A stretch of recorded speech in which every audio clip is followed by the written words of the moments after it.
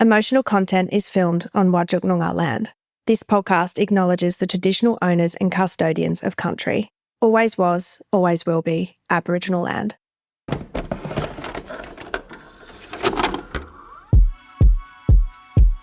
Come for the stories, stay for the connection. I'm your host, Amy Jane Brand, and this is your weekly dose of emotional content.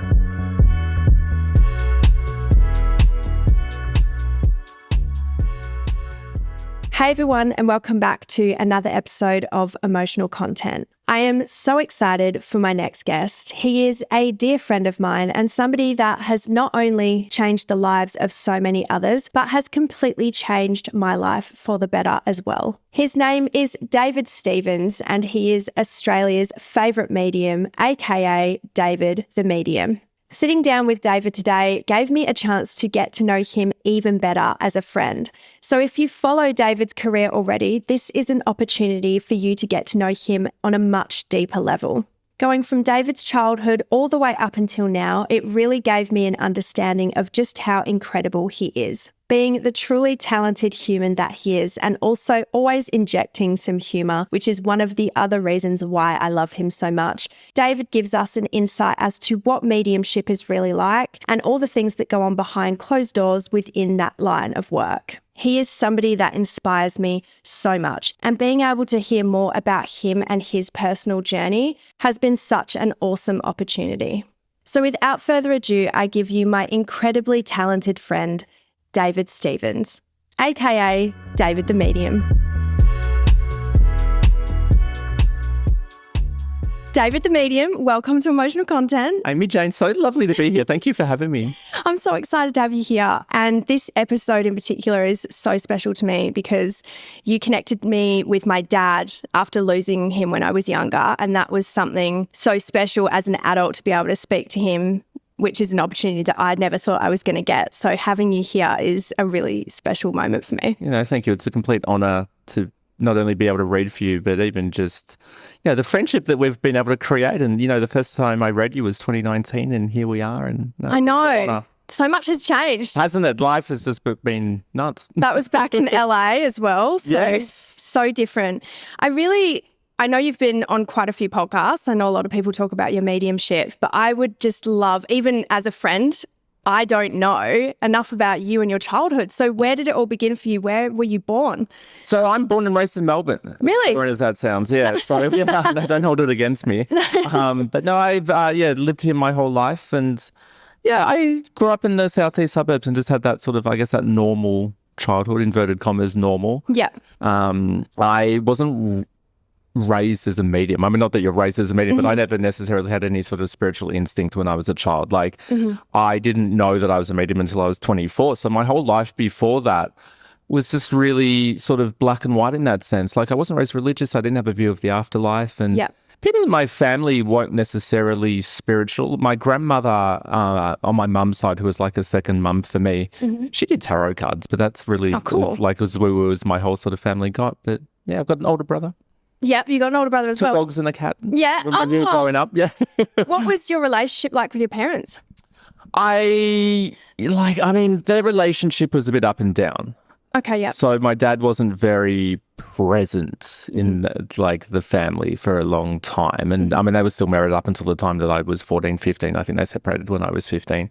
My mum's my absolute best friend. Oh. I still see her every day now. Even, we both live near each other in Port Melbourne. Yeah. I've had a close relationship with her. But, I think when we grow up, not just you and I, but everyone, the very first relationship we ever see in our lives is between our parents because, we're not dating when we're 4 or 5 years old or, we're not getting out there and sort of seeing the life. So I think it sets a lot of sort of standards on how we see relationships and see ourselves. But, my mum's always been very supportive, even now with everything that I'm up to. She's, a good sounding board and a good sort of anchor. And, my dad, God love him, but very different people. But really? Yeah. Yeah. I think he means well, but he also doesn't.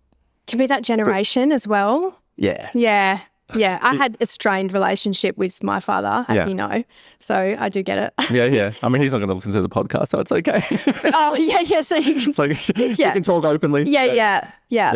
Did you have what you would say any struggles growing up with the strained relationship between your parents? Yeah, I mean, I think when I look at things from a spiritual perspective now, because everything is energy, so I've got that sort of benefit where I can now sort of reflect back or look back on moments that maybe I couldn't process when I was younger. I didn't understand when I was younger, and now I'm able to sort of look into it a bit deeper and understand it a lot better. I think because of the strained relationships, like it's all energy, and it places an energetic field in the environment. So people are arguing or people feel sort of stressed. Like we all feel that. Yeah. Like, you know, how many of us walk into a room where people have been fighting, we instantly feel a bit tense or stressed? Like, Yes. And we've all got that saying, you know, you can cut the tension in the air with a knife. Like, it's all energy. So I think growing up, like I was just very protective of my mum. So I hated if she was upset or, you know, hated if she was stressed and everything going on. And I actually had a hernia when I was 14, 15. Oh, wow. That was operated on. And a lot of that, from a spiritual perspective, we store stress and anxiety through the abdomen, both of us, male and female. So I think my body was still absorbing a lot of things in that sense. But, you know, at the same time, like it wasn't all bad. Like I had a really fortunate childhood in the sense that, you know, I had good friends at school and my family was still supportive of me in general, and I didn't go without. You know, that's the thing. My family still sacrificed a lot for my brother and I. But, you know, I think it's a very normal thing, especially maybe in Australia. Totally. With our families, that every you know, we all say the same, everyone's got something. Everyone's definitely got something, 100%. What was school like for you? I mean, I don't have fond memories of it, but it's really funny because even when I delve into that, it doesn't really come down to one sort of circumstance or one sort of experience. Yeah. I just couldn't wait to get out. Yeah. Like, and I think the school system in general, it's sort of like, you know, you're trying to fit circles and triangles and diamonds into squares. Like it is sort of a one size fits all. And there are so many of us that, you know, because we maybe don't fit the mold, we didn't excel in school. And I just couldn't wait to go and live life. Like I wanted to start traveling and I wanted to work. And I could sort of see through all the bullshit of like even the schoolyard dramas and stuff. Like I couldn't be fucked with so many people from school. Old soul. Yeah, well, probably that's what I would. Yeah. Because even in primary school, I remember some teachers being like, "Oh, he's ready for high school." Wow. Like I just, I couldn't be bullshit. And like I sort of, you know, as we all do in school, I'd like fall ins outs with mates and stuff, and that's always tense. And and obviously being a gay man or a gay boy back then as well. Like I mean, I'm 37 now, so we're talking, you know, the early 2000s. Which it was a different world back then. Like, I mean, I don't base my whole identity on my sexuality, but I was still, you know, in the closet in school because kids still were getting bullied for it, or they, you know, it's not as open and as sort of prevalent as it is now with people sort of talking about sexuality. So that always was in the back of my mind in some ways, that it sort of acts as a bit of a, not of an inhibitor of relationships, but I didn't feel like I could be even completely honest with some of my really good friends. Like I didn't come out to my best friend until year 11. Yeah. So I was like 16. Yeah. But, you know, I'd known her my whole life, really. So there's always kind of that thing in the back of your head, which, you know, I think in some ways, if it's not our sexuality, we've always got something that we're not necessarily able to be transparent about. Yeah. So this is turning into therapy already. I love this now. This is what I love talking about because it just really shows, you know, where people have come from and how it shapes them to who they are today. I'm obsessed with this already. Yeah? Yeah, it's really fascinating. I love you. Yeah. With sexuality and stuff, it's specifically in Perth as well, which was always just, if you're different in any way, shape or form, it was always a struggle. But when it comes to sexuality and being gay, I can imagine back then it would have been really difficult for you. Yeah, I mean, even Melbourne being quite a, you know, progressive lefty kind of city, even back then it was still quite conservative. And, you know, was it the be all and end all? No, because, you know, as I was saying, even at a younger age, like I didn't base my whole identity on my sexuality. It was definitely just a part of who I was. Was I embarrassed by it? No. Was I ashamed of it? Not really. Like it was still something that I, as all kids and all adults and teenagers, we just want to fit in. Yeah, totally. So if there is that thing that's inverted commas like different about us or unique about us, then it can sort of be seen as a bit of a weight to carry. So was it easy? Not really, but it also wasn't, you know, terrible for me at the same time. Did your parents receive it? Well, the funny thing is, even to this day, I've never told my dad. Like, obviously he knows, but I never had that conversation with him. Yeah. And my mum was fine. I mean, you know, I'm fortunate in that sense. Like, I've got like the stereotypical Aussie family. Like, I had friends back then that I made, obviously, even as an early adult, and some of them had like, you know, Southern European backgrounds or really religious backgrounds. And, their families didn't handle it very well because of traditional values or religious values. Like I had a friend who was 17 and his family kicked him out of home. Oh, that's awful. Yeah, because Maltese heritage, and they just were, I think, probably religious and couldn't handle a gay son. So my family in that sense was, very just cool, whatever. Like there wasn't any big drama about it. Good. Yeah, exactly. And how it should be. That's the thing. Yeah. So, no, my family was always very supportive with it. And yeah, like I said, I'd never had that conversation with my dad, but I think that was just my stubbornness because I knew that he knew. Yeah. And he'd always ask questions, being like, "Oh, how's your dad in life?" I'm like, "Good." Like I was just I was giving him the shits. Like, yeah. Yeah. No, I can imagine. Like when you did the reading with me and my dad, you said that you're not speaking to the ego anymore. So it's not like his beliefs weren't really the same. Like I was able to speak to him openly without him having these ideas like he did, being so overly strict with everything. It was like speaking to his essence rather than all of the egos. So like I can imagine the conversations I had with him through you, I couldn't have had in person with him. So... But you can now. You can still talk it out loud now. Yeah. No, it's a really interesting thing to bring up because... for all souls, and you and I will go through it one day as well. Like we've all got our viewpoints, we've all got the way in which we see the life. Like we're all living the same world, but we've all got a different reality. And when the soul crosses over and returns to the afterlife, like all of us will have the ability to look back on our life like a book or like it is a movie. And suddenly, there's a beginning and an end, yes, but suddenly all the themes and the topics and the character building all suddenly makes sense. And there's things that, you and I have, everyone listening, I'm sure can agree as well, that there'll be things in our life that we won't understand why it happened the way that it happened, or it doesn't matter how much we reflect on it. There's just things that maybe are a little bit unexplainable, but we can see the impact it has on our life. But when we cross over, it will suddenly all make sense. So that's where the ego drops off. So that's where the ego drops off because we're seeing it from the soul perspective. And the reason why we come to Earth is, soul lessons. Yeah. Wow, that's fascinating. Yeah. I didn't realize that was the reason, but that makes complete sense. Life is classroom for the soul. We come here because just like how we went to high school or how we went to primary school, there's subjects we have to learn. And the soul does the same thing by coming to Earth. There's big lessons and triumphs and tragedies and, things that we go through. Would you say we keep coming back to this life until we learn those lessons? Yeah. I do. I mean, there will always be new lessons to learn as well, but there are things that maybe we don't master in this life, and I do believe that those lessons can repeat. Yeah, absolutely. Apparently my dad's life was in a resting phase. Have you heard? What does that mean? Like, I think it's an astrological thing. It's like you have like a resting kind of period when you come back. I don't know if that's like a thing or not. That's just what it could be. I mean, I haven't heard of that, but there's probably another term that... Yeah, maybe it is. Yeah. That's really interesting. Yeah. That's one thing. What star sign are you? I'm a Pisces. So Pisces sun, Libra moon, Gemini rising. Oh, yeah. What are you? I'm Capricorn. I love Caps. Okay. Do you? When's your birthday then? It's not that far away. Christmas Eve. Yeah. I was like... oh, my gosh. So it's your childhood trauma. You never had a birthday party. yeah. The presents always merged into one. That kind of shit. Yeah. The audacity. Yeah, nah. Christmas Eve is a shitty... Like, any time around that year is a shitty time to have a birthday. It's not ideal. It's too chaotic. Yeah. So we're in a really interesting astrological phase at the moment. So we're recording this at the moment towards the end of November, but on the 18th, 19th was a really huge shift astrologically where Pluto has moved into Aquarius again.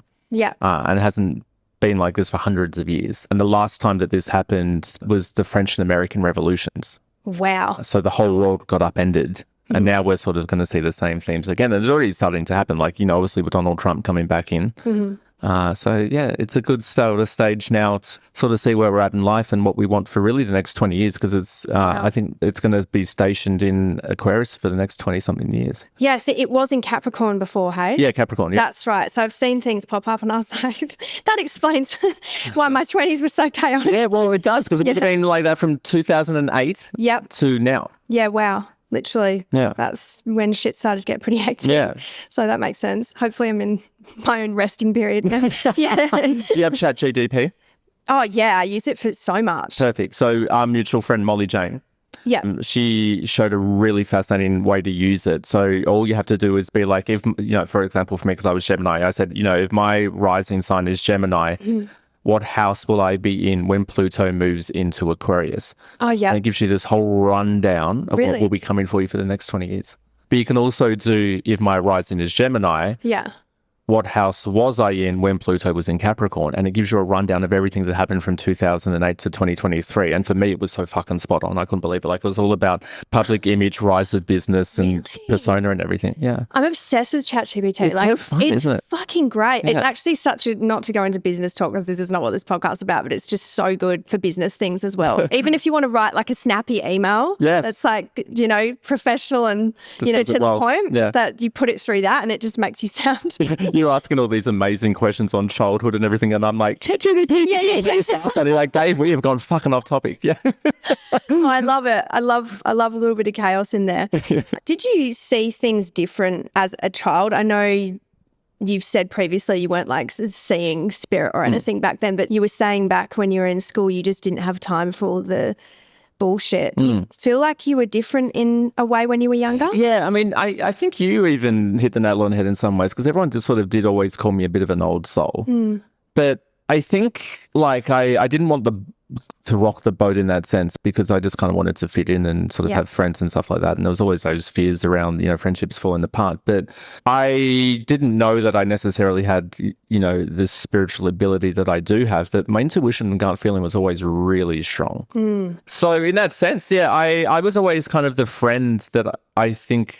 Well, some people say it as well, that I gave good advice, and I could always sort of just connect the dots. Like, I like to think that I am also a natural problem solver. Yeah. So even with my own life, or with my good friends or my family, or even if people just come to me like with issues or things that they need solved, I kind of cut out the bush. I'm like, okay, well, this is the issue, but like, this is how we can do like Like, I think so many people, and it's not a bad thing, but they get so caught up in the moment that you can't think straight. And sometimes you just got to separate yourself, because the way that I've looked at it, and I even looked at it back then, but it's sort of like, okay, everything's a lesson. What is this teaching? How are we going to work through it? Like, you know, the one constant we have in life is change. So even if we go through stressful moments or have really sort of negative, hard things happening in our lives, it's never going to stay that way. So it's just about, okay, this has occurred. I can't change it. How are we moving forward from it? So I always had that element as a child as well. You had that clarity. Yeah. Yeah. Not something I've always had. No, and it's no, and I had 100% of the time, probably not either. Yeah. Like, have I made bullshit, stupid decisions in life? Absolutely. Yeah. Like, we've all got regrets. I hate people that say they don't have regrets. Yeah. It's like everyone fucking regrets something. You're only human if you do. Yeah, absolutely. Yeah. Oh, you live it's just life not good with to live in regret. Well, exactly. Yeah. That's the thing. They're like, I don't, you know, live with regret. I'm like, no, either do I, but I've still got them. Yeah. Do I let them 100%. control me or define me? No. Yeah. But they're fucking there because I'm human. Yeah. So you'd say that even adults were kind of picking up that you were just way wiser for your age. Yeah. And you just had that clarity. Yeah. Well, I was raised by two very strong women, basically, in my mum and my grandma. So I had that sort of, that feminine instinct to be a bit more intuitive and a bit more sort of wiser than men are, because men are very black and white and women sort of see the grey through things. So I was always kind of a bit more switched on in that sense. So was there a specific moment that you realised that you did have a gift? How did you come about David the Medium? Yeah, so for me, it's a really sort of different story to a lot of other mediums that maybe have a bit of a public image or a presence, because a lot of them talk about knowing from the time they were kids. They used to see spirits at the end of their bed, or, you know, they could always connect and read. And I never had any of that. Like, you know, as we mentioned before, I had a great intuition, but I thought everyone had that. Like, I didn't think there was anything necessarily unique about that. So when I left school and I was, you know, working and a young adult, my background's law, so I was working in legal and just worked corporate for really 12 years up until 30. But I just started a new job when I was 24. And I got into these really deep conversations with this lovely lady that worked there. And we're talking like 1 to 2 weeks into me working there, which is really weird that you'd be having such spiritual, deep conversations with people you just met. And she was like, oh, have you ever been to a medium? And I was like, well, not really, because I don't really believe in it. Like, I mean, it's not for me to say it's not real. I've just never had experience with it. You know, as I was saying before, I wasn't raised religious. I don't really have a, you know, existing belief or view of the afterlife or anything like that. I always believed that when people, I say died, there's no such thing as death, but, you know, when they go through the physical death, or when we say people die, I always believed that they went somewhere. I didn't believe that this was it. I just didn't believe that they would watch over or could communicate back. And she's like, I know this medium, I really think you should go and see her. And I was like, yeah, cool. Like, you know, by this stage, my grandfather had crossed over. Yeah. But I went in really obnoxious. I was like, I'm not going to tell her a thing. If she asks any questions, she's getting yes or no answers. And this was kind of before social media as well. So it's not like I had like, I think I might have had Facebook, but we couldn't Google people like we can now, or I didn't have Instagram or anything like that. And sat down with her, lovely, normal lady. Like we always expect them to be covered in like, tie-dye and have like crystal velvet everywhere. She was just a normal lady in her 40s. And she blew my mind with some of the things that she was bringing up, like got really deep into stuff that was going on, stuff that had happened, and, recounted a conversation I had with my grandfather. Like, you and I could sit here for 100 years. Like, you're not going to get it. She just said it word for word. I'm like, fuck. So it kind of left me with that belief right after sitting down with her that I was like, wow, okay, there is something more. But she also said to me in that reading, she's like, you realize you can do this? And I was like, no way. Like, I was like, I never would have thought. And she's like, I thought you knew for the first time I met you, but, we're sort of 5-10 minutes into your reading and I'm realizing that you've actually kind of got no idea. Wow. So long story short, she ran a mentoring class. She's like, I want you to come along to that. And I'm like, oh, fuck, okay. Like, I was so obnoxious. Like, I was so like... Skeptic. Because I was so black and white. Yeah, yeah. I was like, what I see is real. What I don't see doesn't exist and there's no in between. Yeah. So... lo and behold, like, I ended up going to her fucking class. Like, it was in the outer suburbs on a Wednesday night around the couch. Like, it was so cash. And it was something I would love to do one day as well. But, like, we were all just sitting around the couch and she would get people to go up to the front of the room and just sort of stand there and be like, anything you feel, anything you want to say, anything you sense, just tell. And I remember getting to go and stand up in front of, like, 7 strangers that I'd never met. And I was like, oh, this isn't going to work. And I closed my eyes and suddenly I could see, hear and feel stuff. And I was like, it does work in the right environment. Wow. When she opens the circle allows spirits to come close. And that was my first experience and kind of, not to blow my own trumpet, but I blew it out of the park. I blew him out of the park. No. But like, yeah. That's so awesome. So you literally went in as basically a skeptic. And left with a corporate background. Yeah. And left with the ability to be able to speak to people that have crossed over. Yeah. That's insane. I didn't know that was how it all began for you. Yeah, and it was very natural progression for me. Like, I think because I had the curiosity and the excitement around it, it just developed very quickly. That's so and I did mentoring with her for like 2 years, but like by the end of the class, I was like, I don't, like, not to sound arrogant, but I was like, I don't need to be here anymore. I can kind of run this class myself. Like, yeah. So you lightly touched on your corporate work before. What exactly were you doing? Oh, gosh, what didn't I do in some ways? Like, I started, so my mum was working at a law firm and I just finished school and like I was like 18, 19 and I was studying, but this is the mental traumas I blocked out. Like, I know all about that. After we just talked about, like, so I started this university course in 2005. It would have been, my God, right after school. And I was like, oh, this is shit. So I kind of deferred for the rest of the year. And my mum's workplace at the time needed someone to come in for 2 weeks just to help out with admin. And I was like, oh, fuck, yeah, may as well do it. Like, may as well, get that money, get that experience. Get that bread. Yeah, get that bread, exactly. And I loved it. And kind of ended up staying there. Yeah. And didn't go back to study, but it was a waste of time anyway for me. But yeah, started off working in corporate admin law and sort of, I've had a lot of random jobs. Like, I did corporate waitering on the side for a friend that had a catering company. Cool. I've done private sector defense contracting work. I've worked for the federal government in sort of different capacities. But yeah, predominantly most of my 20s was working in law. Yeah. And then I started studying counterterrorism. Wow. Mixed in with like law and that's where I kind of saw my career going. Like, if I wasn't David the Medium, I thought I would love to move to Canberra and do like spy work or like Homeland Security, kind of security agency intelligence kind of work. That is cool stuff. I know. I still love it. Yeah, but obviously it's not my So you were pathway. quite academic then to be able to do stuff like that. Yeah, I was lazy, but I was switched on, if that makes sense. Yeah. Like, I never really studied, but I could get it done. Yeah. But for me, it was all about real world experience. Like, I just wanted to work and I wanted to get into it and just actually do it instead of sitting there behind a computer studying it. I think that makes you more interesting being a skeptic with mediumship originally and having such a corporate background.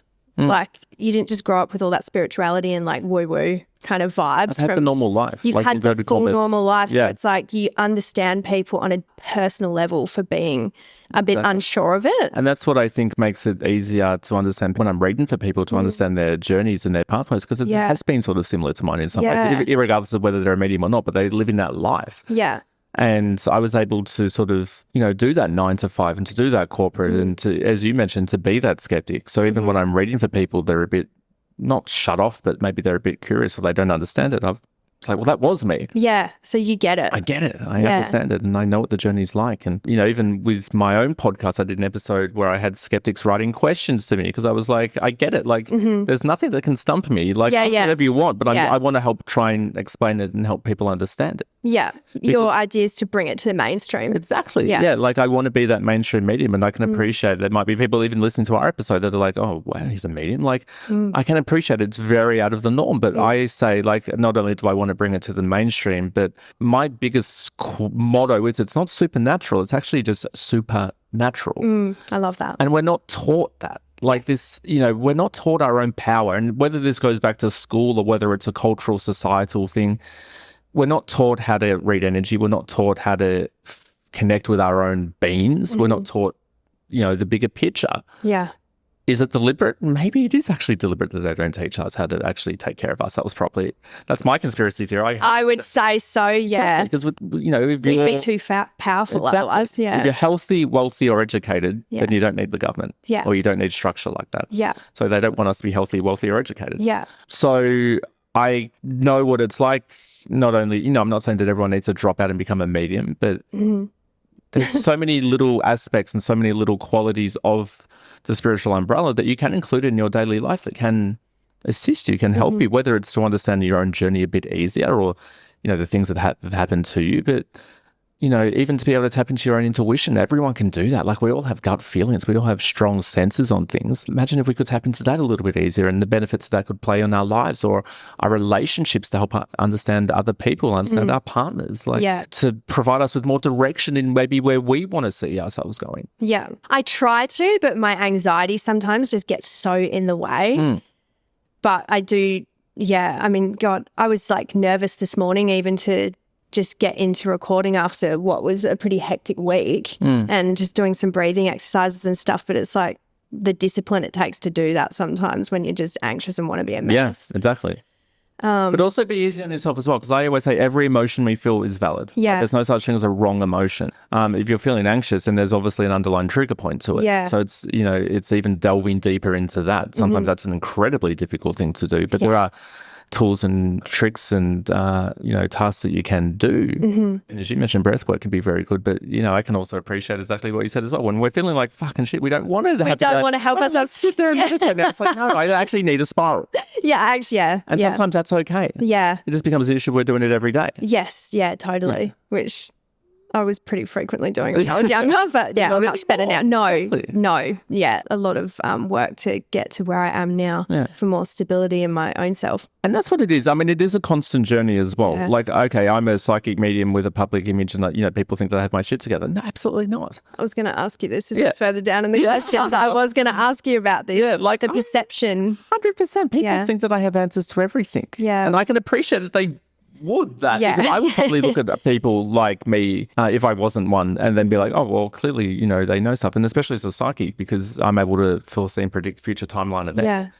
So then again, people assume that I know everything that goes on in the world. Yeah. And I don't, and I'm not meant to. Yeah. And we're not meant to know everything that goes on because life is for living at the same time. And, is my shit together? Absolutely not. Like, I can guarantee I've still got toxic traits. And if someone is like pissing me off, do I let it go? No, I fucking want to get them back for it. Like, you know what I mean? I've still got that human element. Yeah. And the biggest thing of all, and I say this to everyone, irregardless of your spiritual belief, your understandings, at the end of it all, you're still a fucking human. And I think the biggest issue that I've noticed and seen within, say, arguments like the spiritual community, they all have this ego, like, they portray this image of being so much better than everyone else because they have this deep understanding about life and emotions, and they're so separate from the human element.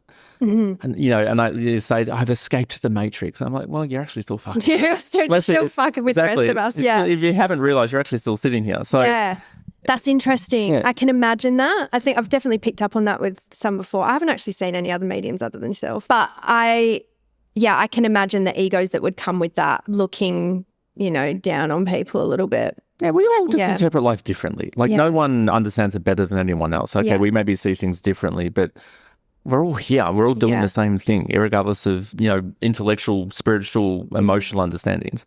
Was it scary taking that leap from corporate officially into being David the Medium? 100%. Because not just me, but I think so many of us are taught from a very younger age. Okay, we have to work, we have to do the 9 to 5, we have to have a mortgage, and this is how life has to be. And, we have to fit the mold because, our parents teach us that, society teaches us that, because what else is there? Yeah. And then to be 30 years old and not to have finished studying and then to suddenly kind of be unemployed, but also have this thing where I communicate with those that have crossed over as a side gig. I saw it more as a party trick. Yeah. To then be like, okay, this is going to be something that I'm going to do, but I don't know if it's going to work out. And, even as I was stepping into this, I was setting up all these plan Bs because even that whilst I was working in corporate from 24 to 30, I was still reading people on the side. So I'd maybe read like 1 to 2 people a week. Wow. But I saw it as a party trick. Like I didn't see it as a soul journey or, a job, job inverted commas. And as I was about to hit 30, I had people starting to message me and I was unemployed because I quit my toxic job in the federal government. And they were like, oh, you have a free during the day. Like I've got a friend who would love to book in with you. And I'm like, well, I actually kind of am. Yeah. And then that started just building up really quick because I think the universe was sick of me. Like they'd wanted me to be a medium for the last 6 years, but I had that structure. I was like, oh, I can't be a medium. I've got to work 9 to 5. I've got to do fucking 40 hours a week for $37,000 and pay tax on that. all this, and then struggle for a mortgage. And no, I can't buy that fucking $50 t-shirt because it's not in the budget, things like that. Yeah. So it was breaking out of that structure. But even whilst the psychic mediumship side of me was developing and building up and having clients, I still looked for a part-time job. Wow. Because I was like, okay, well, maybe if I read people 3 days a week, but at least I've got that safety net security of having a part-time job in corporate still, because that's what I knew and that's how life should be. Yeah. So, it was like February 2017 and I was still looking for a part-time job whilst reading people 3 days a week. I had faith in what I did and the trust in what I was doing, but I didn't have the belief that it could be something. And there's not like that many people mainstream that are doing it either to look up to. Yeah. Like... You're the biggest in Australia as far as I'm concerned. Yeah, well, and I might be. That's I mean, you've been on Fox. Was it Fox? Sky News. Sky News. Yes. You've been on Sky News. You didn't have that to look up to when you were trying to get into it. No, so and it would have been scary. And at the very start of my career, like I won't mention him by name, but there is a psychic medium who's actually based in Melbourne as well, who was quite public and quite big. And I just wanted to have a friendship with him. Like I wanted to reach out to him and sort of create that sort of like someone I could talk to about stuff. Yeah. And he was a real see you next Tuesday. Wow. Like you can say cunt on here. It's okay. Yeah, he was a effing cunt. He was, I like how I said effing. That's a cunt. So he was just such a prick. And this is again, like, I mean, I know that there's good people out there and I try and be a good person for other people in their journeys as well. But he was just so terrible. Like territorial. Just an asshole. Yeah. Like really jealous, really bitter. Yeah. Maybe good at what he does. I don't know. But he's not a nice person. And then there was another, this was more so in 2020, there was another psychic who I was sort of becoming friends with, and she was based in Melbourne, but she was from Adelaide originally. She also turned out to be an arsehole. So it's just sort of, I think it's a good lesson for me, but also for everyone else. Like we can see people and gain lessons from them, but it is about creating your own pathway. Totally. I had an experience like that as well. I guess it's just crazy because it clearly happens in every industry. Yeah, but to happen in yours, yeah, people wouldn't think that happened. No, another sort of I never would have thought that. I mean, logically, yeah, because there are cunts everywhere. Yeah. But you wouldn't immediately think in that realm that would carry on. When I first moved to LA, I was hitting up other models who were also Australian, just trying to get to know people and within that glamour modelling industry. And they gave me the cold shoulder big time. And like they all kind of ganged up on me and actually physically stopped me from getting work. Because they're just threatened. Yeah. I mean, they were a little bit older than me. But yeah, which made it even more bizarre. I was like, wow, but yeah. That's why they're threatened. Yeah. Because you're a younger and good-looking girl who's moving into their space. I guess so, but I feel like it's always such a bad idea to just shit on people coming in. It's like, make friends with them. 100%. Like shitting on them is just not the way to go. Yeah, like with that guy that I talked about, like I can appreciate he's probably just, not a great person in general. But to be doing that line of work is bizarre. Well, that's the thing, but it's a big misconception. Everyone thinks it's about love and light, when in reality we are all humans. But I can appreciate that a lot of his, attitude towards me probably came because, he felt threatened. He felt totally jealous. There's somewhat of bitterness. He's also another gay man who's younger than me.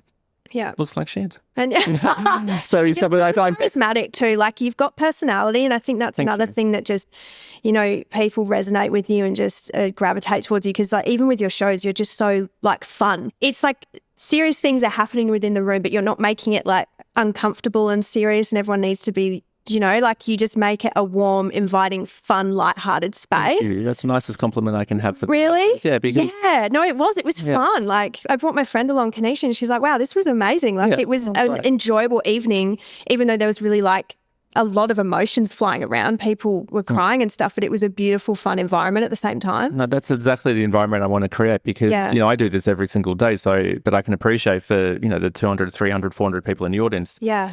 They maybe don't experience it that often. No.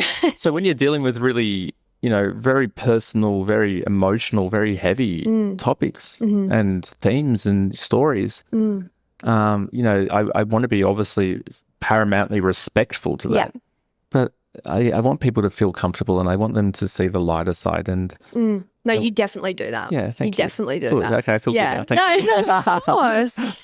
So when you are reading for people, what does it feel like when you're reading? Do you have physical experiences, or is it all just things that you hear? Yeah, it's been a really good growth journey for me. But as a psychic medium, I have the ability to see, hear, and feel. Yeah, wow. So when I say that, and there's terms like clairaudient, clairsentient, but I can appreciate that they mean nothing to anyone unless you're actually in the industry. But when I see, for example, so as I'm looking at you, I don't see people standing around you. But if I was to close my eyes and read for you, I can sort of see shadows around you. But in my head, I can see them. Like they will show me sort of features that they have. If they want to reference things in their life, the spirit has the ability to use my brain like a library. So not only can they bring up memories that are specific to me, or themes, topics, pop culture is a big one. They can do that, and I will know what they mean. But sometimes they will also play me their own home movies. It's like I'm watching a home movie of yours from the 90s, if that makes sense. Because they show me their memories. Yeah. And being able to hear, so they do use my inner voice to speak, but sometimes I'll hear their own voices. Sometimes it sounds like they're standing next to me. Sometimes it sounds like they're down the end of the hallway yelling out. But they will also play music. They will play sounds. If it's relevant for whoever I'm reading for. And to feel, I can feel emotion. So if they're really happy about something, suddenly I feel very happy. If they're nervous, I feel nervous. And it also translates into the physical way of how they crossed over. If someone has a heart attack, my heart will get sore. If they had a stroke, I'll get tingliness in my head. Wow. And it's a game of translation. It is. Because, sometimes they will speak directly about certain topics, but sometimes they'll show me symbols, and I just kind of, you know, after doing this for 14 years, I know what they mean. You're big on flags and stuff too. Like, you know all the countries, which is awesome. And that's the thing, because and this is as we sort of touched on before, because I was able to live the corporate normal life, and I've got my own interests in the world and pop culture and politics, economics. Spirit can use that as a reference. And I've always been fascinated by the world. So in terms of geography and politics and flags and capital cities and geographical locations. So Spirit kind of likes me for that, because then they can use my brain to reference their heritage or where people are traveling to. Yeah. I've also developed what I call like the bonus packs, where my sense of smell has got stronger. So if Spirit was smoking, for example, suddenly I'll smell like tobacco in the room, or like cigarette smoke. I'm getting very good at smelling perfumes that Spirit swore now as well. Really? Yeah. So I'm sort of teaching myself the perfumes, even when I like, it sounds so funny, but when I go to like DJs or like Maya or something, I'm like, okay, that's that. Like I'm learning his sense, but then Spirit's using that again. So the other day, I unfortunately read for a mum and a sister whose brother/son had died, but he wore Paco Rabanne 1 million. My whole room suddenly started smelling like that. And they were like, yeah, he wore it every day. Like things like that. Fascinating. And the other one besides smell is taste. And this is the fun one. So Spirit, like if they would like drinking certain alcoholic drinks, I suddenly feel like I'm drinking like a scotch, or if they liked a certain food, I can taste that. That's so fine-tuned. It's so fun. Like that does sound really fun. But taste is wild. It's all just energy. So this is the thing. Like, okay, if I said to you, okay, what does cheese taste like? Like you can kind of taste it now without tasting it. You know what I mean? But you know what kind of cheese tastes like. Yeah. So they're just able to dig into that part of my energy and my memories, my human memories, but my soul energy to bring it forward. I wonder if you're using more of your brain. I would be. Like, I think they've done scans on mediums' brains before, and like it's like shows one side is being used more than the other. Yeah. Maybe that's literally to do with building those senses as well. I think it is because, as I think they say, as humans, we only use about 10% of our brain capacity anyway. So imagine if we were using 50, what would we be able to do? We'd be transmuting energy, everything. Yeah. But I haven't done it personally, but when some reputable mediums have been hooked up to brain monitoring machines, when they start reading, their brain waves actually go into the same level as dreaming or light sleep. Wow. But obviously we're consciously awake and talking. But yeah, so when I read, my brain waves going, I like it's theta or beta or something like that, the brain waves. Like REM? Yeah, REM sleep. Yeah. But it would show that I'm technically asleep. I want you to go and get scanned. I would love to be very fair. We should. Is anyone listening? Yeah. But that would be amazing. But on that sense, I say, like, with you may have had the same experiences. We have dreams of our loved ones. Like, we have visitation dreams where suddenly they're in our dreams or we're talking to them in our dreams. Exactly the same as what I'm doing, but you're asleep for it. I'm just awake for it. Interesting. So if you ever have dreams of your loved ones, or if you ever have visitations where you can talk to them or you can hug them, you remember holding them, that is literally them, because it's exactly the same as me. You're just asleep for it. I actually have similar dreams to Kurt, because I listened to your episode with him, constantly running. And not being able to And move. it's been like that my entire life. Yeah. Like constantly running from something. Even if it's a happy dream, I'm still being chased by something. It's always been like that my whole life. So I even with Dad, I haven't had many dreams of him being there and having those kind of moments. He's just been there, but it's always been running from something. Have you asked for it? No. No, I haven't asked for it, no. So, yeah, if you, I mean, is it a foolproof way of, spirit coming into your dreams? No, of course. But yeah, set the intention before you go to sleep. Be like, Dad, like, I know you can hear me. Try and show yourself in the dreams. But the dream for all of us is just a reflection of our subconscious. Yeah. In a lot of ways. So when we all have nightmares, like you've got it, I've had it, Kurt's had it, like it's our soul energy bringing stuff to the surface for us to process. Is it terrifying? Absolutely. But, the running dream, for example, I constantly have dreams where I'm trying to drive and the car's not fucking moving. Really? Yeah. And running as well. Like I'm running, and but I'm barely moving. Yeah. Yeah. That's like teeth falling out. That's teeth all the time, especially because I've got like trauma around my teeth anyway, because I had like work done when I was a kid. So. Yeah. I constantly wake up with teeth cracking, and then I wake up and I'm like, did that fucking happen? Yeah. It's a dream, Yeah, I hate those dreams. They're so stressful. One thing I would love to know is two things, actually. Your review of 2024 and your predictions for 2025. I mean, 2024, so for all those that don't know, I do a sort of predictions post on Instagram towards the end of each year, and I sort of talk about what I feel like will be coming for the following year. So I'll definitely do that for 2025 as well. But for 2024, for me, it was going to be a real topsy-turvy kind of year. Now, to look at it in hindsight, it probably hasn't been as crazy as I thought it would have been, but the energy has all been there. I just thought that would translate into different sort of themes stronger. Like, so I thought world events would be kicking off more than maybe they have. But, the biggest one for me is always the US, because not only do I love the United States and I get very involved in all the themes there anyway, just from a natural interest, but the United States is the spiritual ground zero or the spiritual empire. So anything that happens in the United States at an energetic level will reverberate around the world. So when I do predictions, I'm very focused on that. And at the end of 2023, I did say not only that Donald Trump would win, but I said that Joe Biden would drop out, and I said there'd be 2 assassination attempts against Trump. Wow. And that all happened. Yeah. And, I make economic predictions as well. I mean, obviously the economic situation for everyone at the moment is shit, because everything's just collapsing really around us, and it's super expensive. So it's tough times for people. Yeah, I think for 2024, it's a big year of structures starting to break down, and things that are no longer serving us sort of getting knocked off to the side. 2020 was very similar. So 2024 and 2020 are very similar themes. Now, obviously, we didn't have a pandemic, but we had a lot of other things going on. Yeah. But for 2025, I'm cautiously optimistic. I think it has a potential to be an incredible year. And the big thing there again is America, because you've got a figure in Donald Trump, and whether you like him or not, it's irrelevant, but he is a very big change figure. And spiritually, he represents a lot of change energy, and he's moving into America with these radical, drastic plans to revitalize and change society over there that, hasn't been tried before in some things.